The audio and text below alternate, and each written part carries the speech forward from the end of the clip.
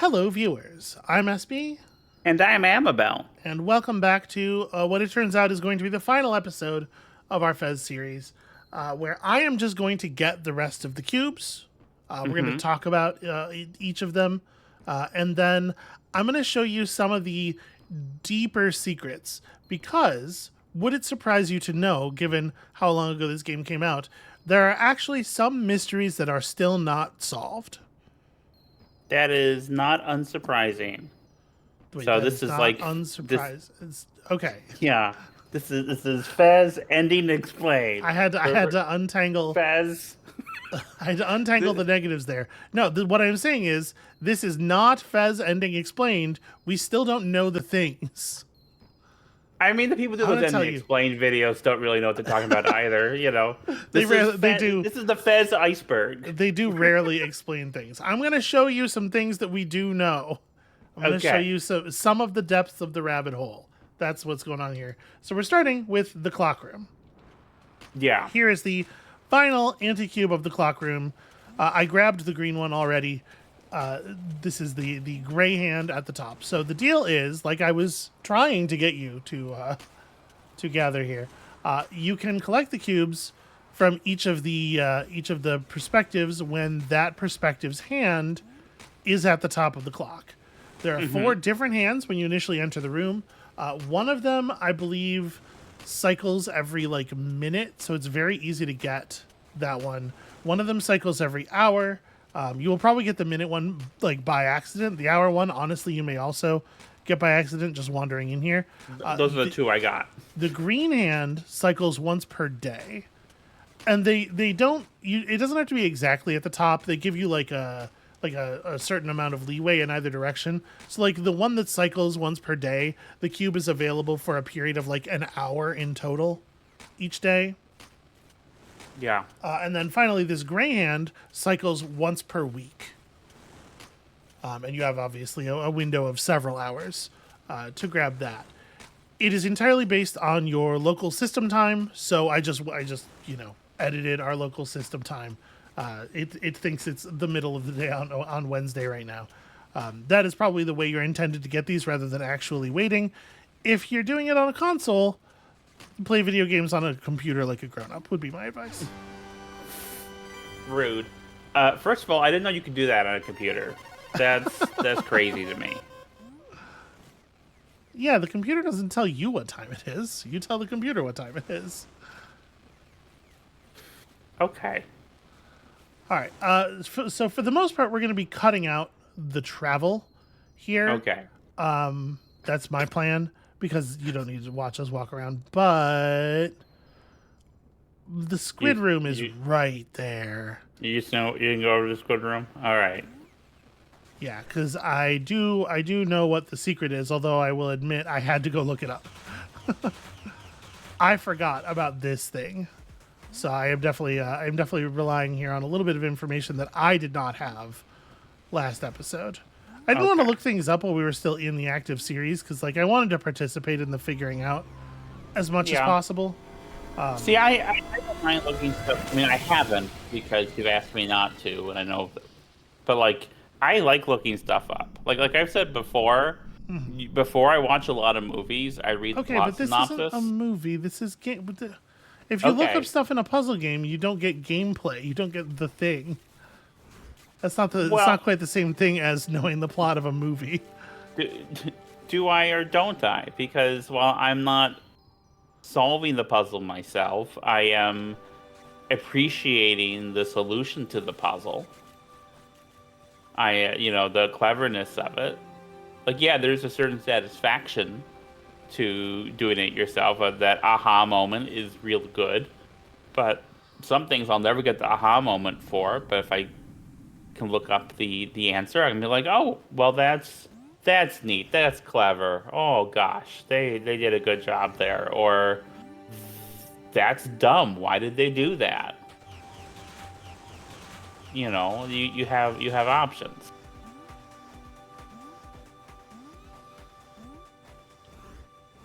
And I don't know, it helps me appreciate a work. Just like, I've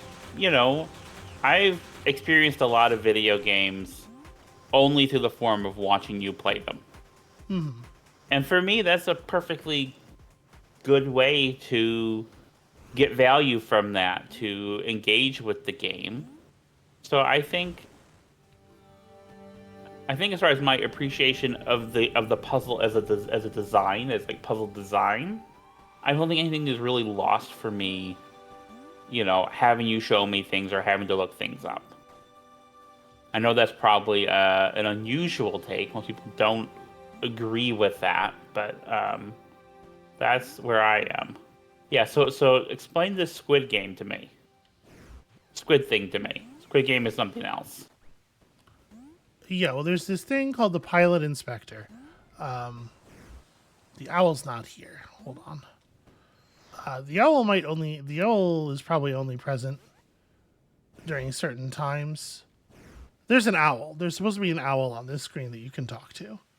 I don't think I've ever seen the owl. It might be the case that.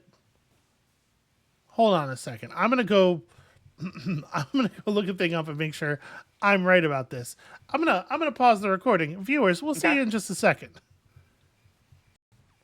Never mind. Literally, the moment I hit pause on the recording, the owl started flying in because the owl's present during the night. Right? That makes sense.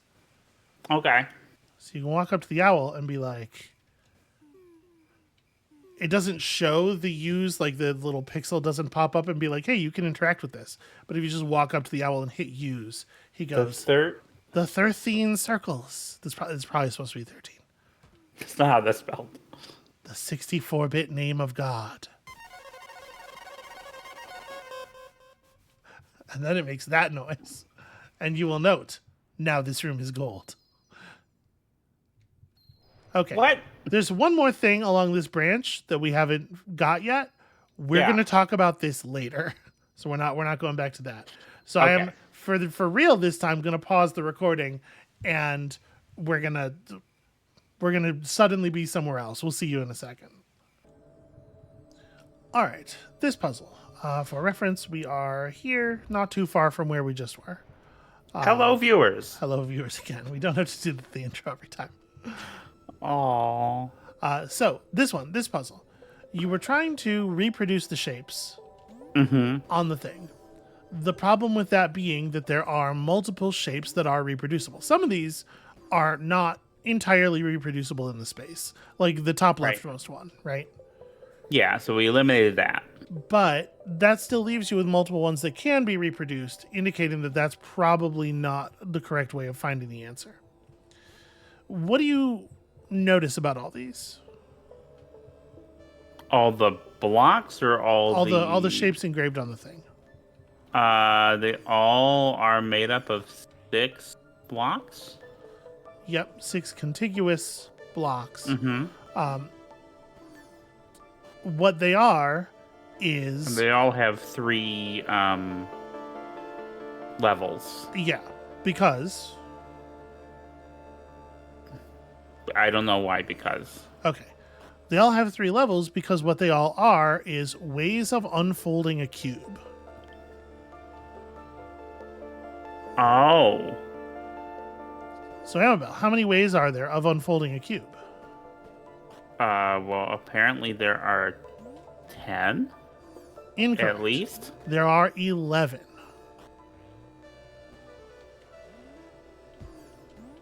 Okay. Do you get it? Do you see? I mean, I see that. So those are 10 ways, and then there's an 11th way, which is the solution. But yeah. I don't know what that way is. I can't hold the shape in my head enough to where I'd be able to figure that out. It is approximately that. All right. Don't worry, I got you. That one's clever. That one's okay. So that's what the thing is. It's not you're trying to figure out what is on the pillar that is right. You're trying to figure out what isn't on the pillar. And if you don't have a certain sort of math background, it may not strike you immediately that there are 11 ways to unfold a cube and one of them is missing. Oh yeah, I mean, I think it's quite clear the people that made this are math nerds. Yes, yeah, In for fact, sure.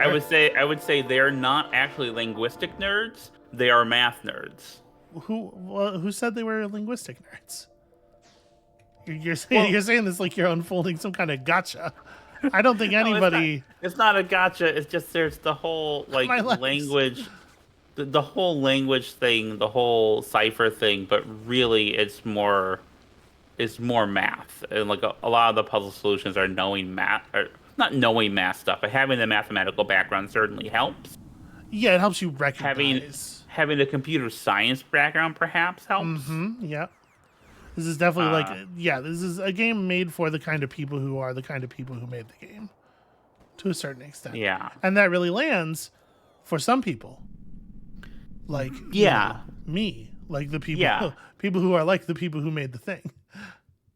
Whereas I'm less that thing. So while I was enjoying a lot of the early portions of the game and moving at quite a good clip, I think. Um, I saw these later puzzles are. The last one was good though. The last one was good. Okay.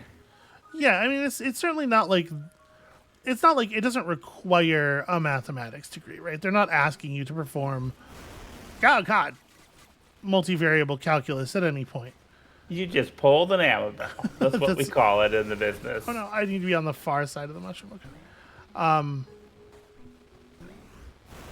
Ah, Sweetheart, what are you doing? which part of the mushroom is the far part of the mushroom changes based on the perspective. It's actually very difficult. I'm pulling an Amabel. Remember? Yeah. Why don't I turn it up here? Why don't I just do this? You know what? I'm gonna say it. You're pretty good at pulling an Amabel. Amabel. No, I mean no. That's not what I meant. I meant, Night is falling. We're waiting for night. I'll be nice to myself. I'm a catch. Okay, you meant pull in a sort of a dating app sense. Yeah. I mean, you also could do the other thing, but we're not talking about that on your on your video. Hey, look, it's the owl. Hey, little buddy, what do you got to say? A point of origin. After and beyond. Look at Gomez's face. That is the correct reaction to that interaction. All right, I'm going to pause the recording again, and we're going to be somewhere else. Okay, and we're back here in the waterfall room, one of the locations still marked with a secret, as night is falling, and you'll never guess what's about to happen. It's gonna be an owl. Hey, look at that! It's an adorable little owl friend. What kind of whack bullshit is this owl going to say? You mean, what kind of deep spiritual poetry is this owl about to offer us? The many are one. The one is many. No, see, here's the thing. Don't you feel is that- moved? Don't you feel moved by that? No, because owls are stupid as hell. I mean, And I don't think owls are. They're probably. Yeah. No, I can't really argue with you. most of their brain function, most of their brain space is dedicated to vision. So Yeah. they're really good at like seeing things. Yep. But For it to eat For it to eat them. yeah. Yeah. But their reputation like for wisdom and mystery, much like that of cats, is wholly unearned. I don't know that they have a reputation for wisdom and mystery. I think they're symbols of wisdom and mystery. It's not. I don't think we attribute wisdom to them, except obviously, Owl in Winnie the Pooh and Mr. Owl in the Tootsie Roll commercial. But that Tootsie Roll commercial is all about how owls are stupid. You can't trust them to do anything other than eat. So, mystery dispelled. I mean, anyway, and Winnie the Pooh, that owl also is just like a blowhard who just likes to talk all the time without anything really interesting to say. So okay, so mystery dispelled. It's the Amabel of its setting. Anyway, I love you. Look Wait, at what? this. Look at this. Yeah, it was there before. Yeah, a set of concentric squares on the ground, or circles, perhaps, as they would be displayed in Fez.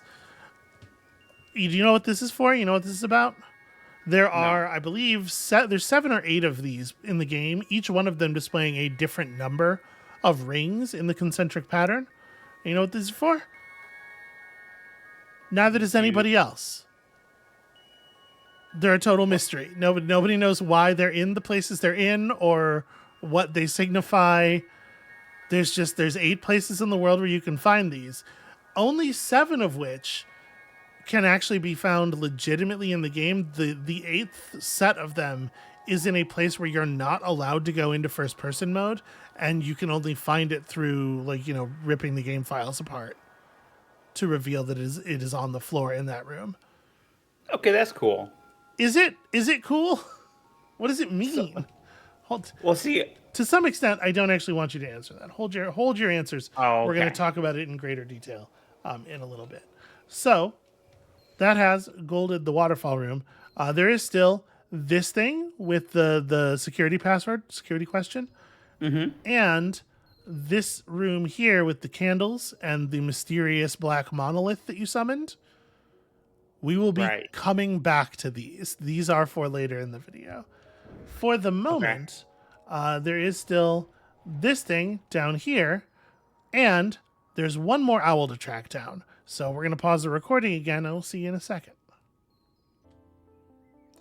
All right, so here we are again in the home village, where there is, in fact, one more thing to be found.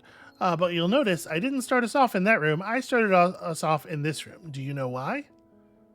To show me something. Okay. Yes, that's correct. To show you Yay! that there is a place where this owl stuff is hinted at.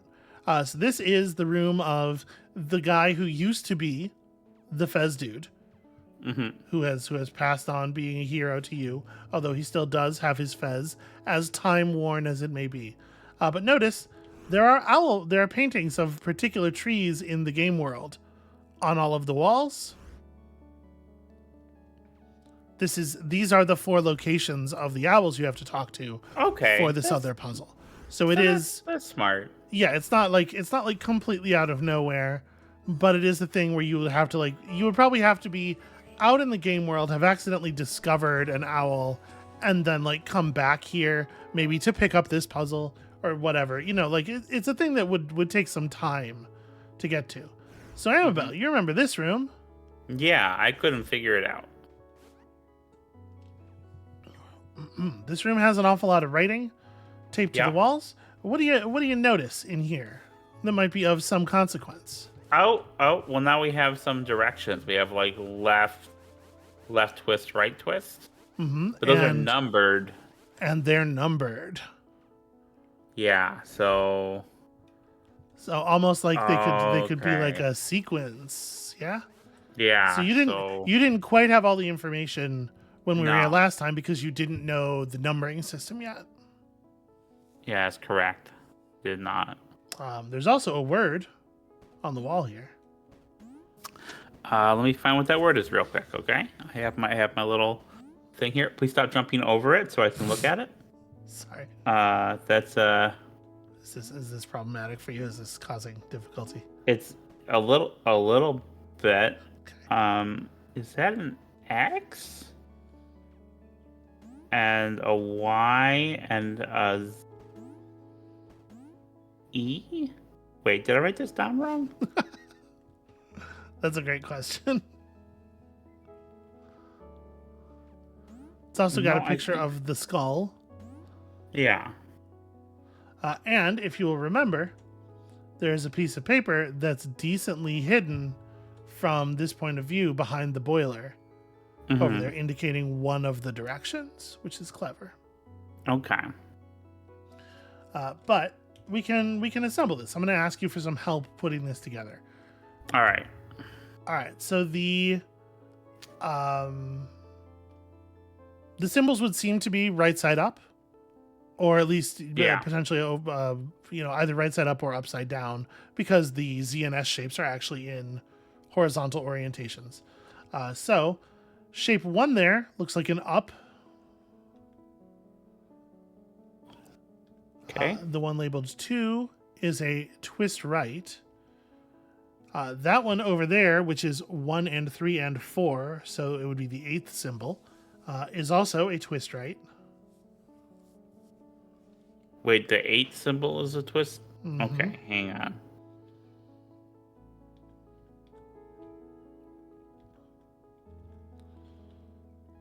This is not the way I would be doing this. Okay. Okay. That is a 7 over there. The 7th symbol is a down. Okay. The 4th symbol is a jump. Okay. And I will say, I don't know for sure that this means anything, but that square is in the top part of the paper instead of the bottom part, which might suggest that the whole code's upside down. Wow. Right? I don't think it's not suggesting that just this piece of paper is upside down, because if just this one was upside down, then we'd have to read that as a 2. But we already have a piece of paper that reads as a 2. So we can try it both ways. It's fine. So what are we missing here? We have the 3rd symbol. Okay. Here is a left. Okay. The 6th symbol is a twist left. Okay. And what are we missing? Of 8. Is that all 8 or? The 5th one, I believe. Is this 5? Yeah, this is 5 here. 5 is a right. Okay, so if we have it in that numerical order, it's up, right twist, left jump, right, left twist, down, right twist. Okay. It turns out that was in fact it. It's just the box is just weirdly placed on the piece of paper. But there you go. That's that. So obviously we have another owl to track down. Mm-hmm. So I guess I'm gonna let's go do that real quick. That'll be the next thing. So we'll see Let's you get at that fucker. We'll see you at that fucker's nesting place in just a moment. Aha! And here we are. Our friend, the 4th owl, landing just outside the windmill. Hexahedron, octahedron, dodecahedron. Her sacred geometry. You tell him, owl. Okay, so with that, I believe it is time now to visit the giant owl chamber. Which we should be able to get to pretty quickly from here. I don't know that we need to pause the recording for this one. Okay. This is just a matter of falling down here, going through the warp gate at the top, and then accessing the owl room. All right.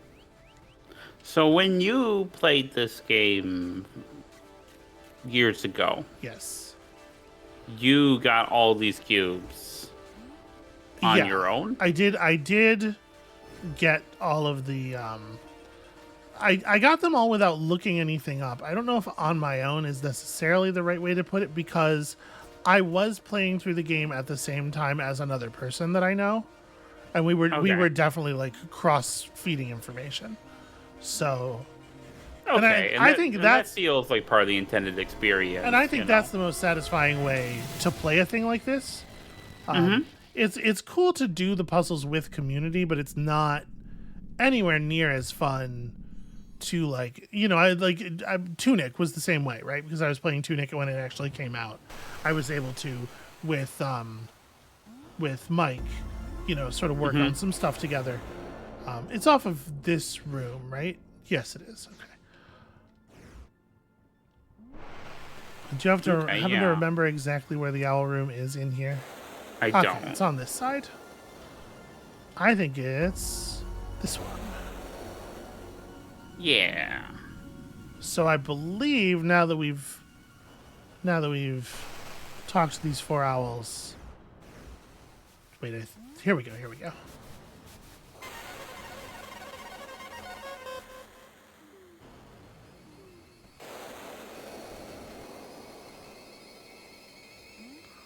This room on the back of that room has opened up, and you can see this room, first of all, has our final bit in it.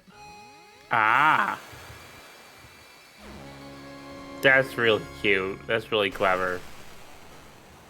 I mean, maybe it wasn't intended to be the last bit, but, you know, it's satisfying that that's what it was.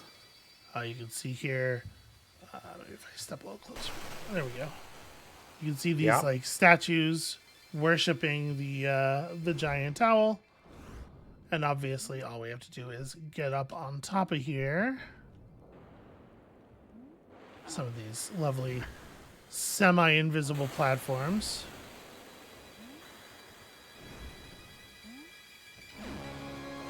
So all that was for this anti-cube and that little bit.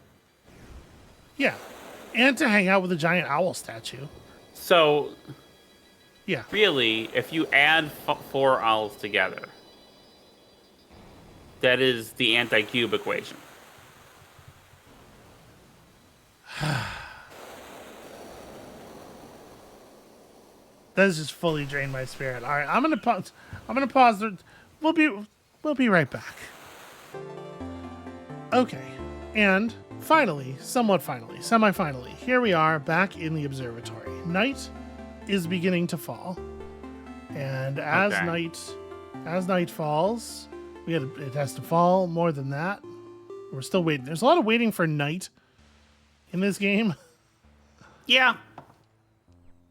I kind of like waiting for time to pass as like a mechanism, as like kind of a shitpost kind of thing. Uh-huh. Like I would do that in a video game if I made a video game again. Okay, here we go. So, Amabel, what do you see?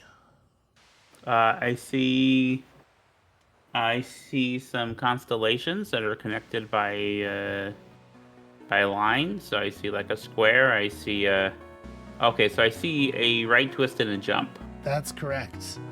If we take the time here to rotate this all the way around and look at every perspective, we will find that they each show 2 tetrominoes.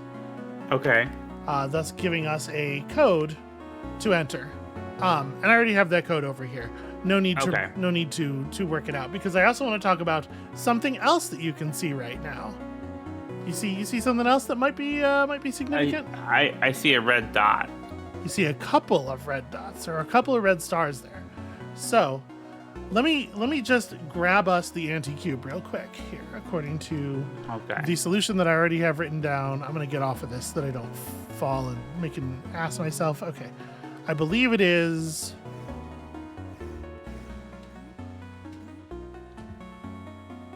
No, maybe not. Left, right, jump, right. There it is. Okay. And this right here is... the final anti-cube. Anti-cube number 32. And with the bit that we got from the owl, we also have all 32 normal cubes. Incredible. You found every single cube and anti-cube. That's quite an achievement. If I were you, I'd go back to that Stargate. Yeah. Okay, we're already losing nighttime. This is why I wanted to make sure that you saw the blinking lights and also the constellations. So the thing with the blinking lights... Mm-hmm. The blinking lights, when decoded, reveal to you a code. I'm going to talk to you in a second here about what that code turns out to be, or about how that works. For the moment, what I will say is the code, when fully solved, is twist right, twist left, twist left, twist right, twist right, twist left. Okay. Hey, Amabel. What is that? What is that? I don't... So we're going to grab it. We're going to touch it. You found, what is this? I don't even. And if we check our inventory, there's no place for it to be displayed. We do not have a spot for whatever it is that we just touched. Okay. So, the intended solution for that puzzle is that you are supposed to interpret the red stars, the flashing of the red lights, as binary. You're supposed to decide that one of those is a 0, the other one is a 1, record the sequence, and then do the 8-bit binary to ASCII translation to reveal RTLTLT, RTRTLT.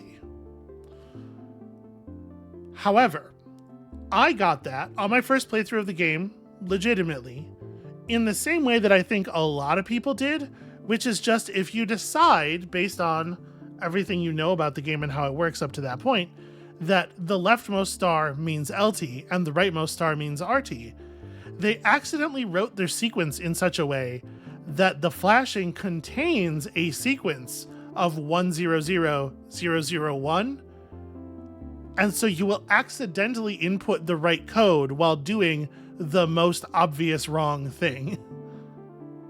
That's funny. Okay. I have to imagine it was an accident. But that was the only one of these things that I got legitimately on my own the first time I played it, and it's because I think they fucked up and they didn't have anybody like play test the solve on that one. Or I don't know, maybe they did and they realized that there's like a wrong way to interpret this that still gets you there, because it's a lot easier. You're a lot more likely to find this that way than you are to find it the other way. Yeah.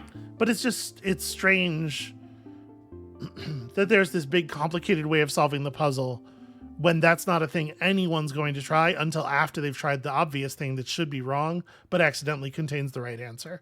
Because you end up with a much longer sequence, but it contains the correct sequence.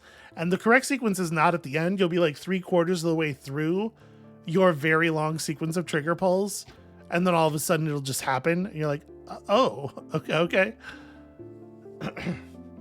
Huh. So we're now going to jump over to the 64 cube door, which I think should be pretty quick to get to, because there's a warp gate right over here, or there's a mini warp.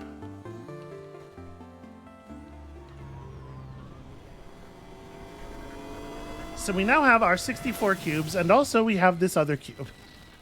Okay, my prediction is that when we open the door, Yeah. Gomez is also there and says, "Thank you very much for playing my game." Why? I is that your prediction?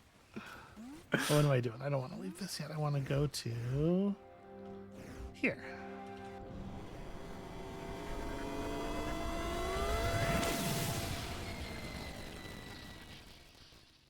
That's not even the right. I'm pretty sure it's thank you so much for playing my game. Like I've ever beaten one of those games. Okay, so you'll notice there's a couple of secrets we haven't worked out yet. We'll get there. All right. Okay, the bell tower. I want to go to the bell tower. Which perspective has the bell tower behind it? This one.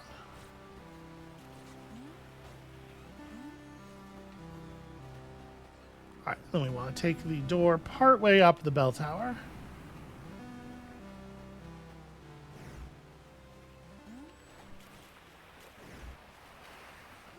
I feel like these black holes get more common the more cubes you have. I don't know that for sure. It just seems like. All right.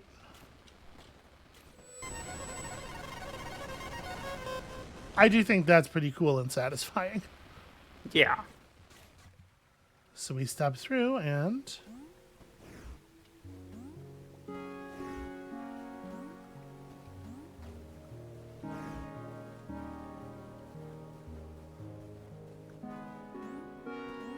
Look at that. We found the first piece of... What does that look like to you? I don't know. I think in its very constrained sort of way, I think it looks like a heart, Oh, okay. right? In a very Fez sort of way. Yeah.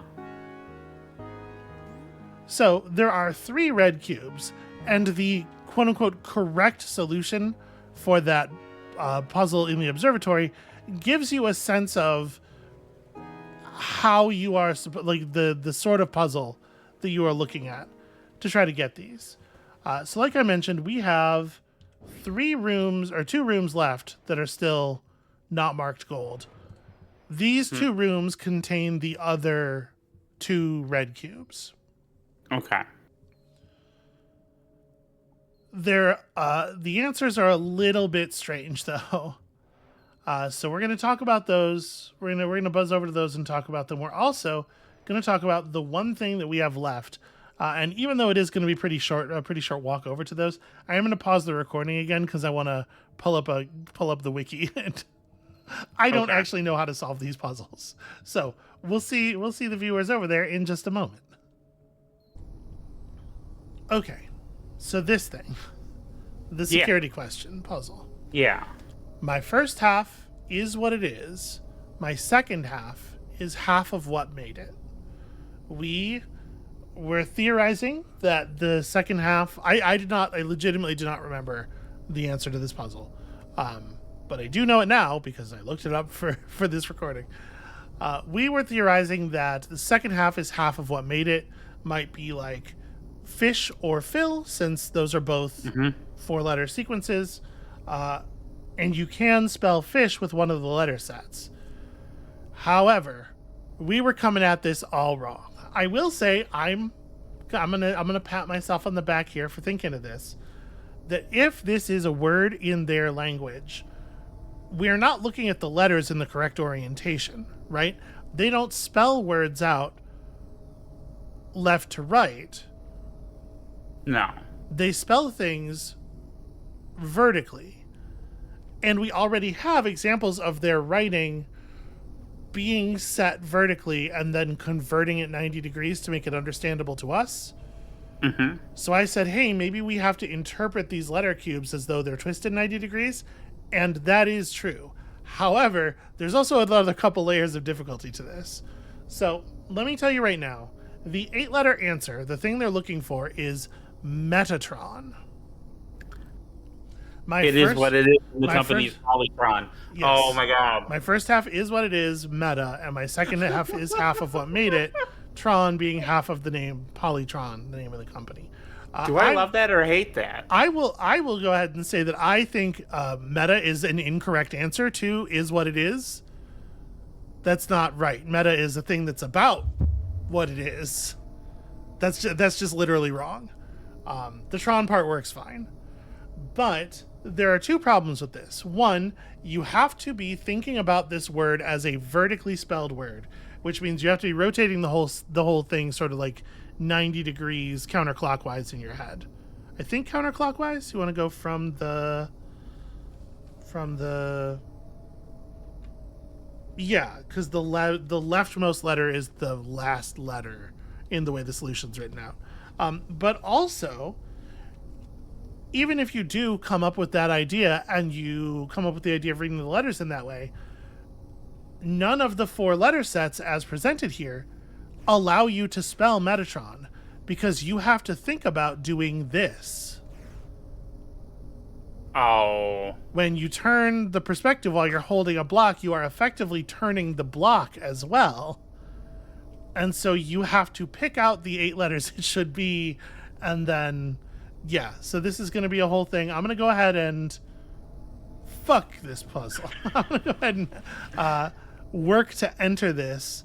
And if you have any thoughts about the sort of the puzzles that you're seeing here, this whole sort of red heart part of the game, I think that it would be okay to go ahead and give those. But I should note, let me do something really quickly here, something that we haven't done before. Which is drop out to the menu here. Now I haven't really let you see the menu very much. I've mostly done the connection after we were through the game. When we initially quote unquote completed the game, when we rolled credits the first time, I believe we're over a little bit over 100% completion. It shows you your completion percentage. That's not what I meant to. Okay. That exited the game more than I intended it to. That's fine. What I want to show you is the completion percentage on our save file, just so that you're clear about where the game is presenting us as being. All right. I'm excited for this. Work in a second here. Sorry. Feed you the feed. Okay. So, the topmost file is my file from way back when. You can see here we are over 200% completion. I'm still waiting for the stream to connect, so hang on. That's not what Discord says. I'm just getting weird.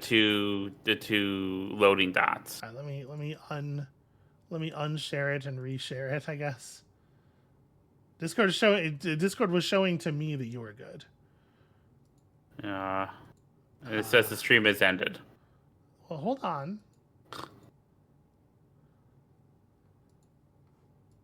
Yeah, okay. So we're having some minor technical difficulties here, folks. Hey, Amabel.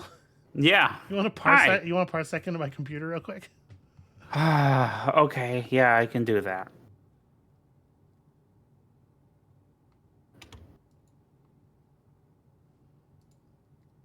I'll be there in 2 parsecs. Yeah. Just like the Kessel run. Are you good now? Can you see it? Yeah. Oh, that's the same percentage. Yeah. Yeah, the heart cubes don't increase your percentage. As far as the game is concerned, you are 203.1% finished with the game. So, like, for however you want to define the idea of being post-game, being done with the game, we're like that and then some, right? Yeah. Anyway, like I was saying, if you wanna talk about like how you're feeling and stuff while I painstakingly enter the solution of this puzzle, please. So I feel like the Metatron puzzle, which is what I'm gonna call this. Like, first of all, I probably would not have gotten it, but once you said it was Metatron, it made like, oh, okay, and that's clever because it's also like the name of an angel in certain traditions, and so it has some divine significance, and also I guess there's also like a fourth world reference. I think there's a Metatron there too, or that might be Metron. Never mind. I think this thing, like, I think sometimes the idea is clever, but the implementation of the solution feels a little tedious. Mm-hmm. And I don't know. I mean, that definitely feels like something designed by someone who's a computer science person. Not to cast aspersions, but like... No, I feel it. I feel the flames on my face. It's okay. Oh. And like... Right, these are the correct 8 letters. I just have to put them in the correct order now. Okay. I understand that it's, optional stuff, so I can't complain too much, I guess. Well, so like I think the interesting question is, what do you mean by optional, right? Like, sure, it's a video game. The whole thing's optional, right? Your ability to survive in this capitalist system and whatever. Like, there's no hunter-gatherer level need to play this video game. Yeah, I mean that's very true. So like, at what? Well, it's like, but the idea you're expressing of like it being okay for these puzzles to be like obtuse and fiddly and kind of wrong, arguably in places, is okay because they're optional. But like, what you're really expressing there is like that it would be bad for some kinds of puzzles to be like this, right? It would be bad for some kind of puzzles to be like this if it's in a context that's inappropriate for it. Because I feel like, okay, like, you had me play a little bit of Stephen's Sausage Roll. Sure. There are some delicious sausages there. Mm-hmm. And No I one found can it I found it extremely frustrating. And that's good. That's what it is. It's supposed to be kind of frustrating puzzles. And I even just got, like, I didn't even get to, like, the tip of the iceberg there, right? No. But but if you had those kind of puzzles, that kind of abrasiveness in something that does not signal as abrasiveness, like in the middle of a thing, like if I was playing Plungeroo and it suddenly had a Steven Sausage Roll puzzle in the middle of it, I don't mean like that type of puzzle, but I mean the texture of it, the feel of it. Mm-hmm.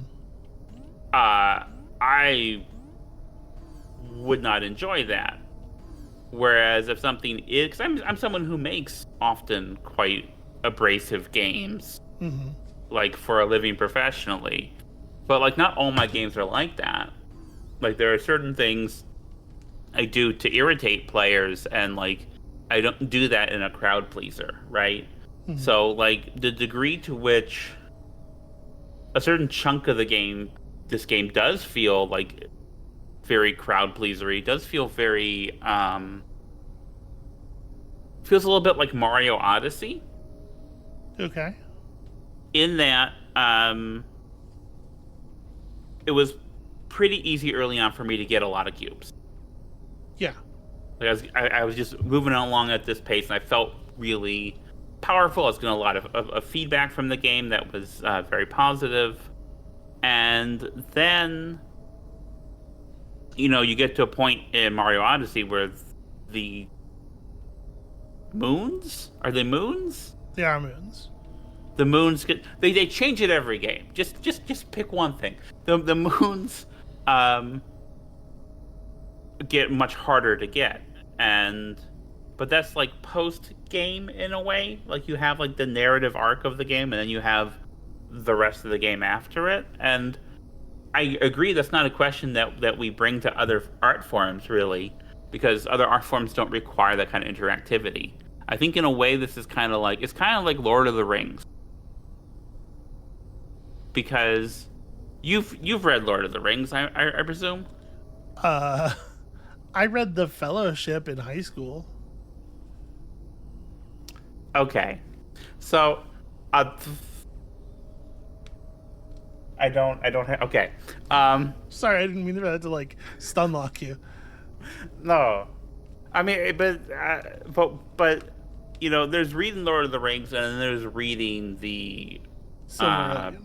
Yeah, and this feels like more in line with the Silmarillion. Are you waiting for me to finish my point? Is Yes, that why? Yeah.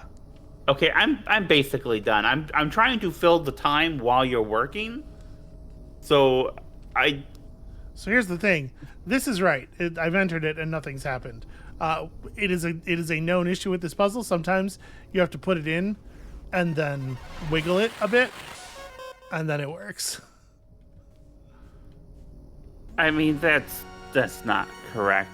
that's just I think video game stuff. Like it doesn't know when to check again, but Okay. it's not running checks every second, because from like a processing standpoint that would be problematic. So it checks when the thing is rotated. But there you go. Oh. We did it.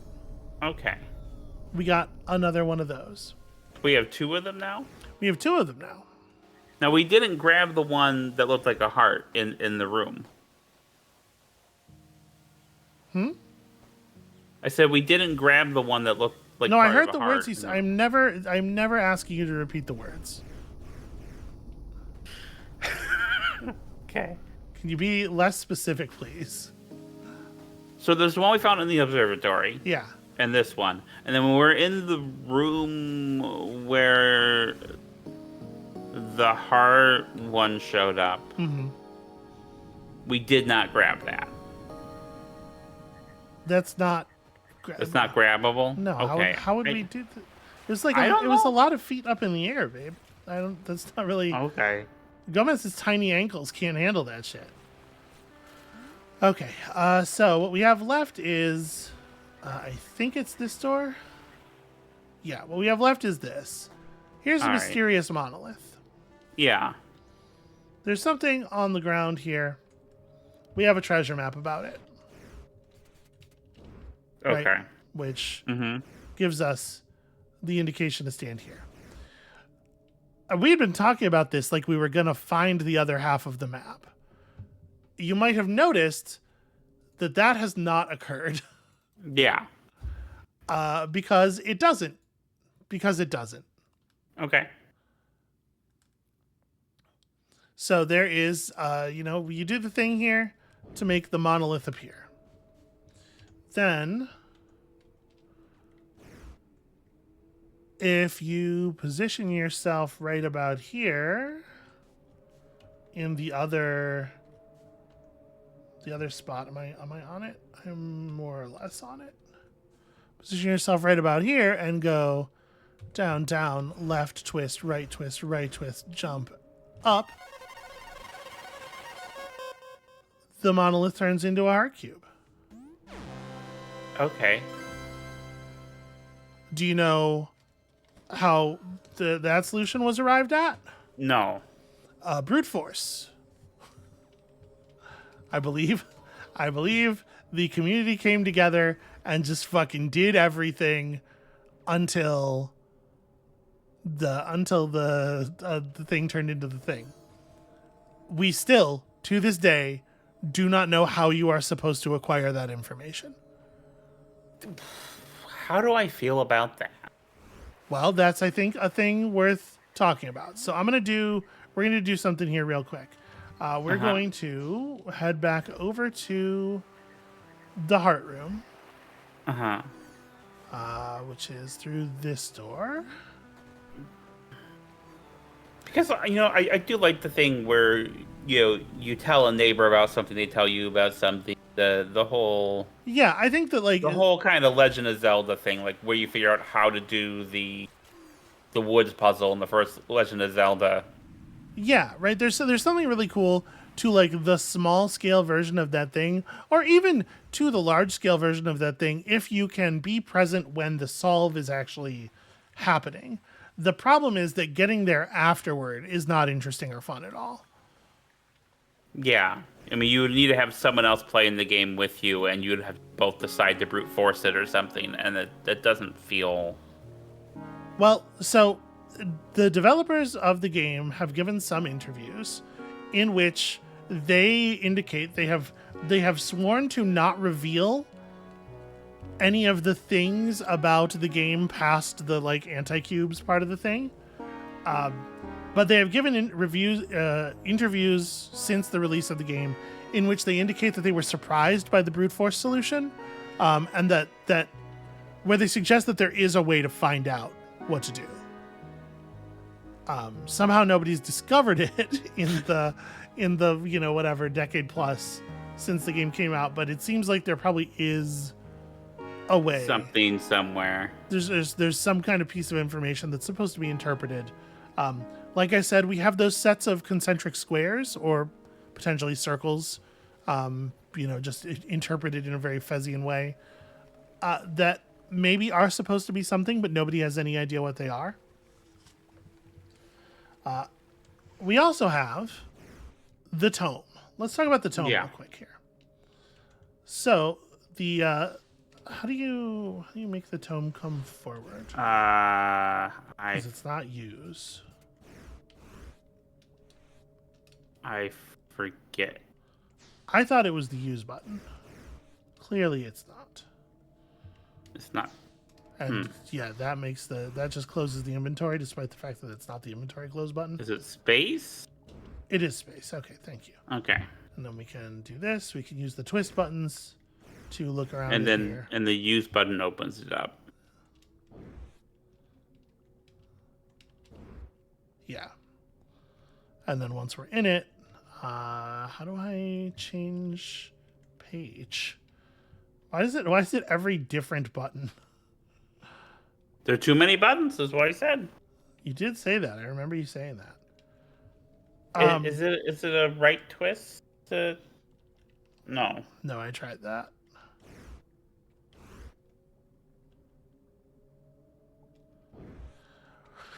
I'm going to, at this point, I think, I'm going to tab out here and read you what's in the book. Because we didn't Okay. translate it this time. I will say, this is something that I did do myself when I initially played the game. Okay. Amabel, you can see this. The viewers can't yet. Okay. I'm fixing that. Hold on. Here we go. Okay. So, when you actually translate the letters into text in the book, you'll notice that they don't make any goddamn sense. You do all this work and you end up with all these letters, and they don't read. The Fez language is column major, and then the columns are read in right to left order, and you're used to that by now. This just doesn't. It's gibberish. Mm-hmm. But like, no, it's not, right? It can't be. It can't be. So here's the thing. The pages are in the wrong order.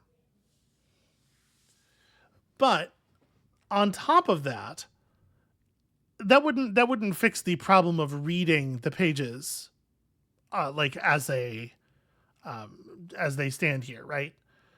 Except that the book is a trick. The book is playing on your conception of the way the text works with the way that it shows text on these pages.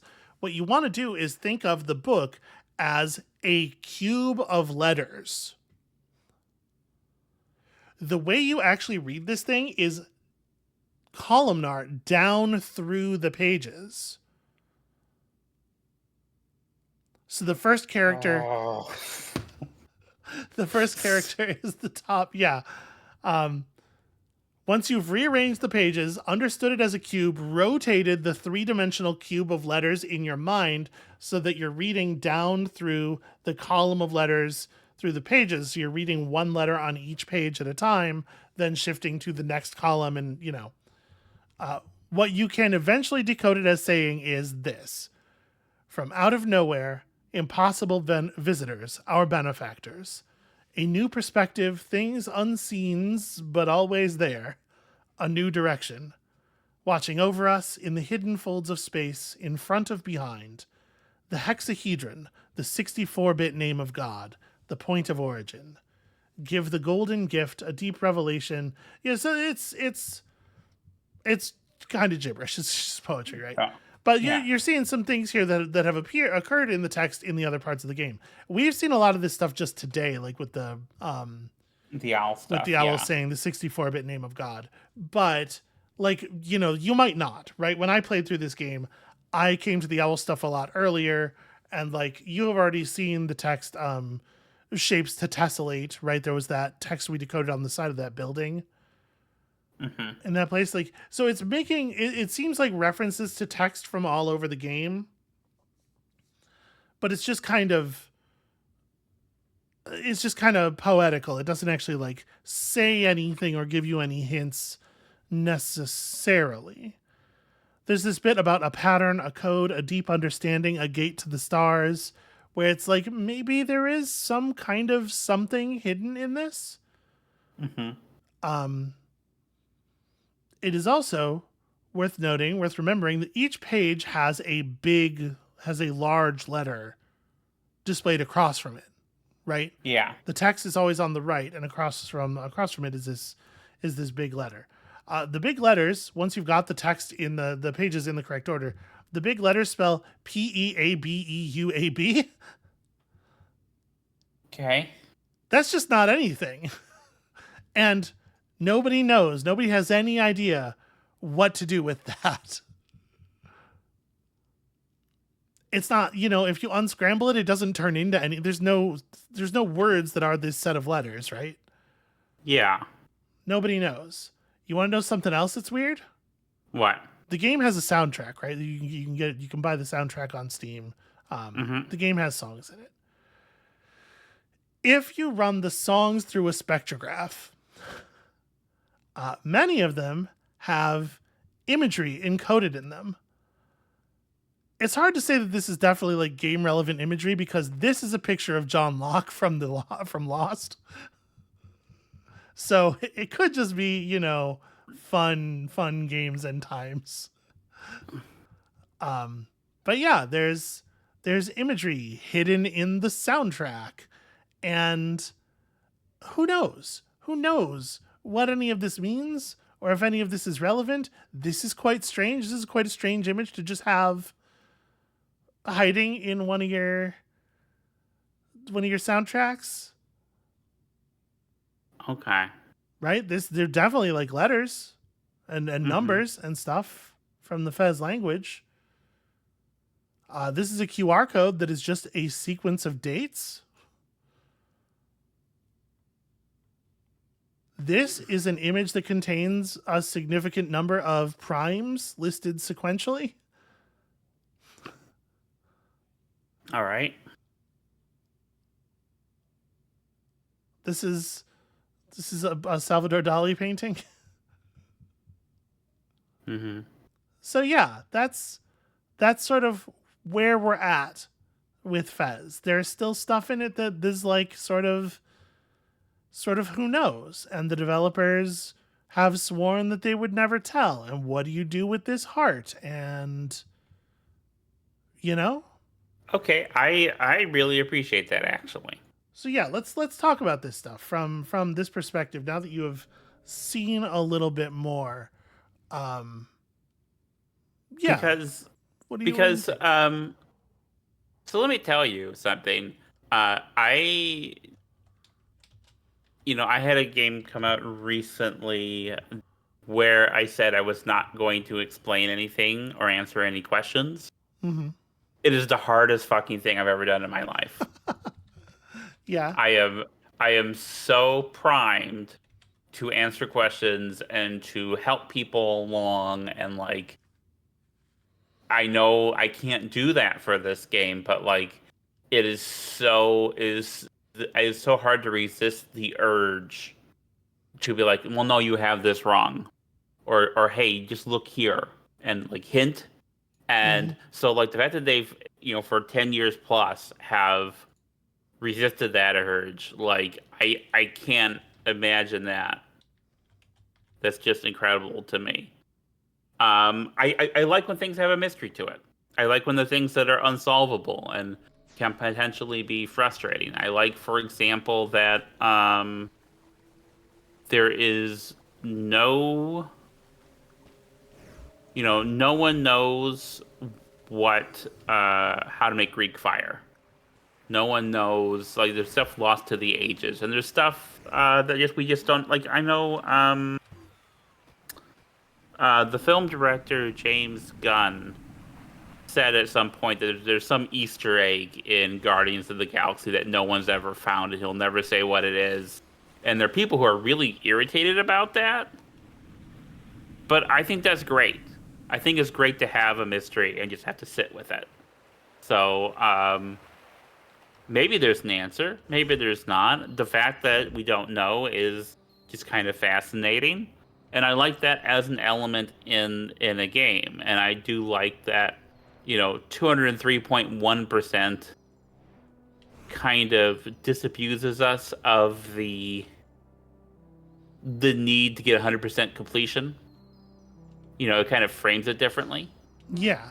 Because if we had done the same amount of stuff, but instead we had like 97% completion, there are people that would drive nuts.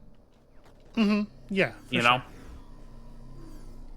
Yeah. So, I mean, some of these puzzles certainly are not necessarily things I would have gotten or that are my cup of tea as far as puzzles go, but they don't have to be. I'm fully am behind people just making the things they want to make and having it be weird and frustrating. So I don't know. That's a lot of answer with maybe not a lot behind it. What do you think? Ha! I think I almost fell to my death. So, if you remember, this is where we went when we got the 32 cubes. Mm-hmm.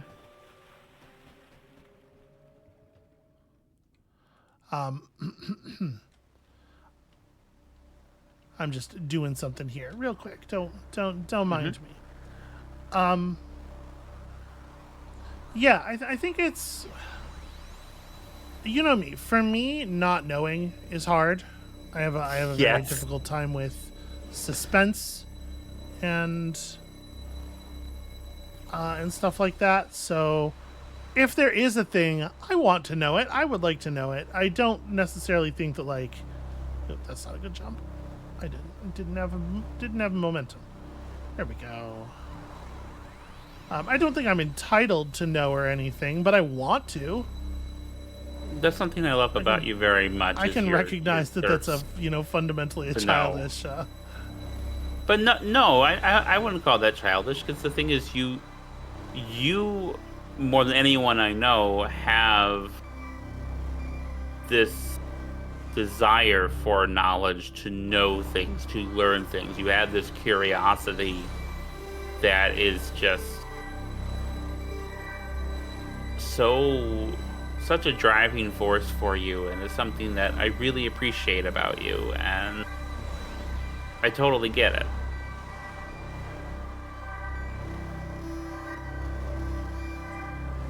So yeah, there's that. I think that like, to some extent, I believe that there aren't actually answers for some of the things.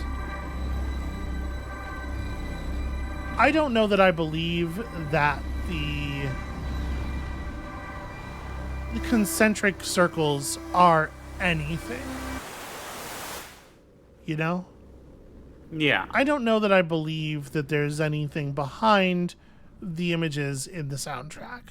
They're weird, and they seem like hints. Some of them are other people's intellectual property.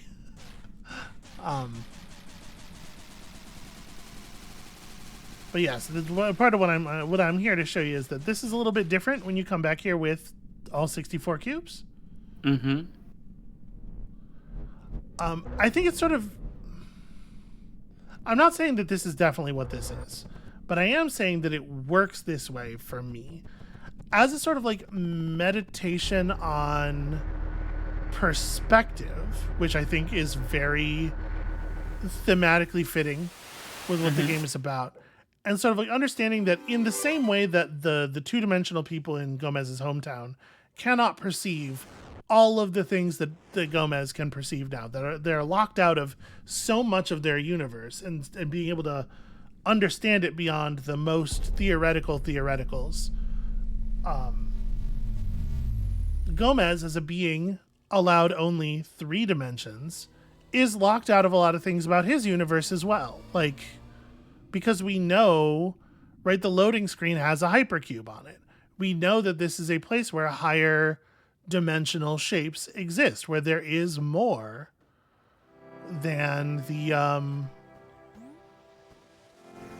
things that we have access to, even mimicking 3 dimensions in our 2-dimensional space, because ultimately we are, viewing this 2-dimensionally, right? No matter how much we would like to imagine it otherwise. A monitor is just a monitor.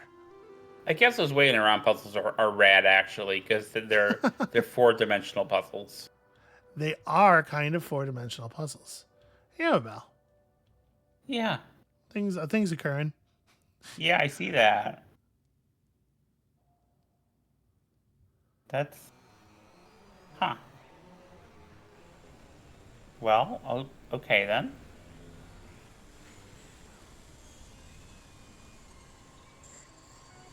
Oh no. Wait.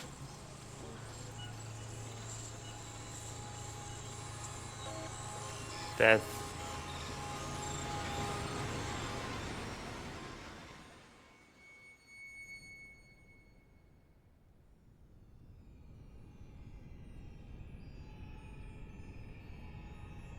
So here we have our, our higher dimensional shape. Not really properly representable in the space as we understand it. You certainly can't two-dimensionally, faithfully represent such a thing.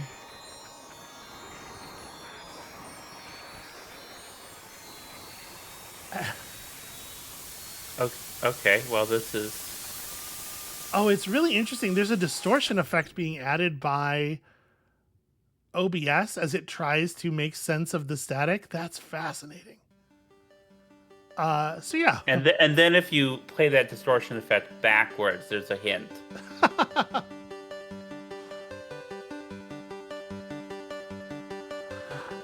So yeah, welcome to a credit sequence. Is this the end of the game?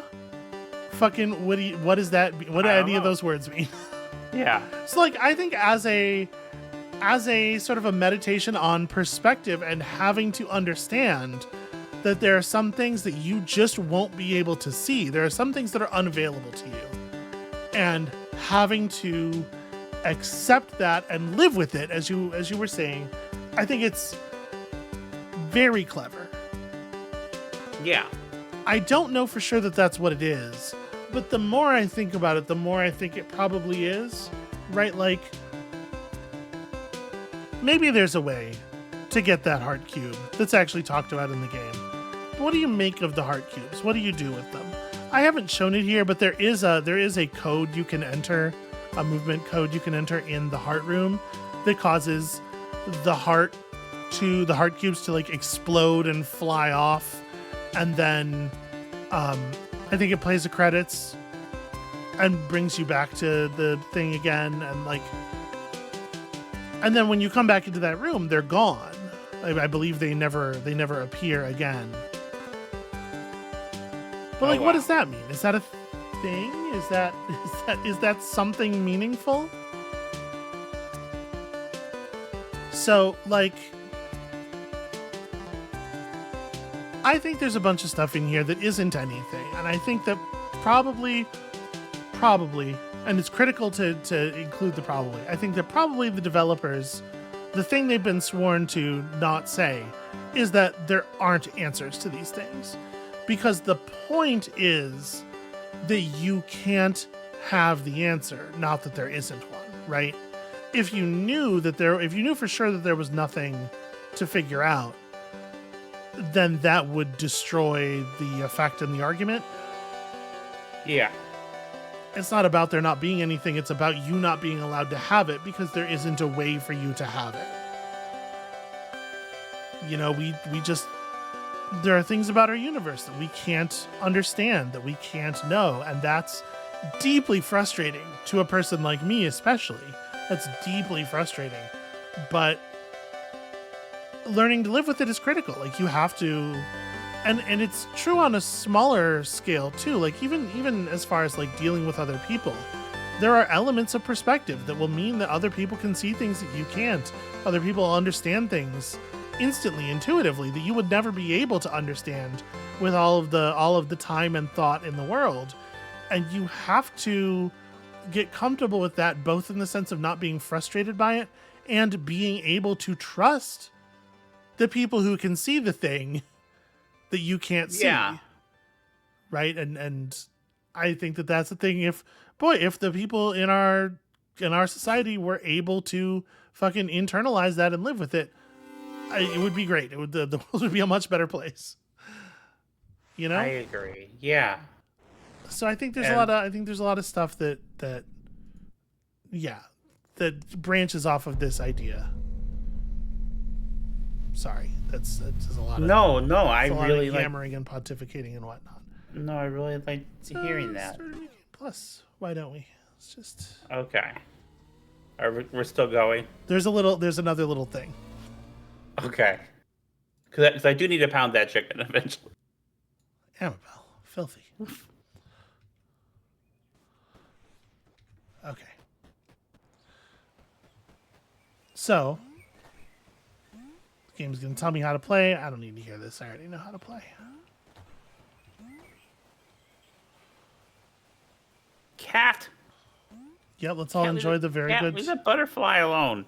Very good pixel art here. Hey, my man. Ah, there are you. Today is a special day. Adventure is ready. It's Gomez time.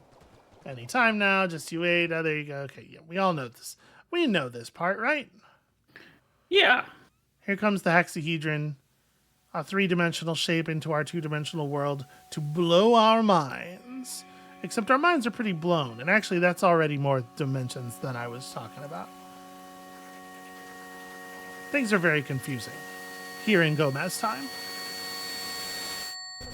As far as comprehension is concerned, it really is one of the worst times. If I remember correctly, this speech is kind of cute. It doesn't really say anything, but it's like sort of charmingly informal and so the first time you come here, you are bestowed with an incredible fez that gives you unbelievable powers. The second time you come here, you are instead bestowed with Cool sunglasses. with cool sunglasses that give you different incredible powers. But these powers are all things of perspective, right? They're all ways of understanding more about the world, of seeing things that were already encoded on the world that you simply could not perceive before. So, Okay. if you come back here after rolling the the 64 cube version of the credits, you will receive these. The stereoscopic 3D glasses, which allow you to perceive the world in stereoscopic 3D. If you have some of those glasses for your actual real-world human face, now the game can kind of be 3D, like coming out of your monitor. And isn't that like an interesting sort of like extension of the idea? Yeah. It doesn't, as far as we can tell, it doesn't like enable any new solutions or anything anywhere in the world. There's nothing you can now get with the stereoscopic 3D that you couldn't get before. So it doesn't have the same like effect as the first person mode glasses did. But yeah, but that's a thing. But that's one more little thing that's in Fez. Wow. So now if you had some 3D glasses, you could have some fun with that. And then you could go into first person mode and, oh man, imagine how cool this would be if you were looking at it like that. Just think about it. Or go grab your 3D glasses and look at this footage, which probably totally works for that thing.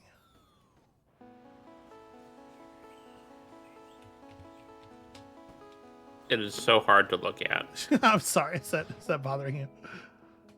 We can stop. We're done. I mean, Okay. that was it. That's kind of all of the thing. But yeah, that's what Fez is. That's Fez as best as I can display it to you. And I do think that the struggling with it yourself is a critical part of it. But also, you have to determine when you've had enough, when you're done with it, and you did. And so, this was the rest of it, as best I could show it to you.